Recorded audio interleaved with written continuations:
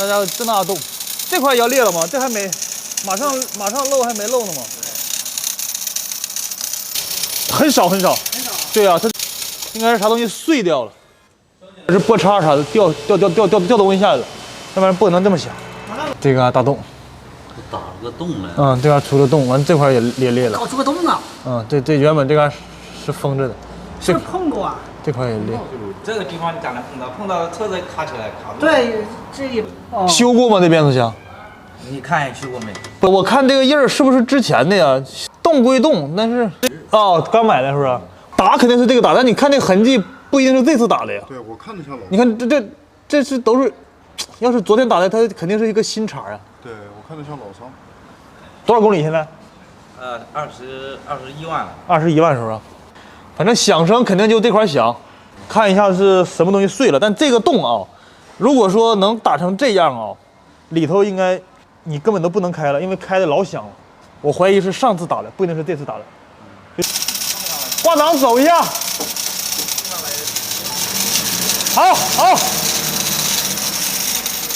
离远点啊。行，哦对啊，熄火吧。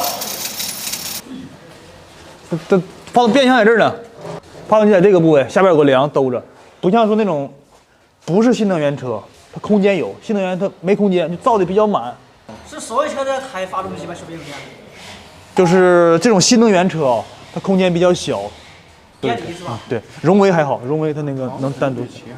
那边修的那些比亚迪都要抬发动机。就包括这些，都是变速箱嘛，比亚迪的。抬发动机这个工程就大了。那这个比亚迪这个变速箱很容易坏呀。你说的很对，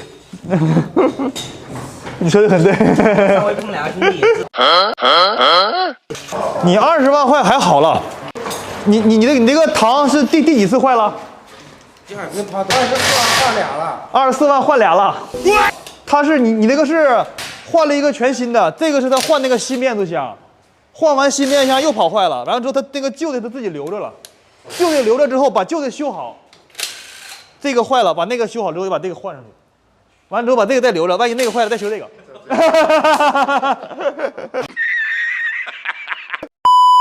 这个变速箱抬下来了啊，现在看了一下，修过的，因为它跑了20多万，看没看这个痕迹学？这边黑的，这边白的，这头壳是换过的啊，所以说先拆开看，我怀疑那个洞啊是之前就有的。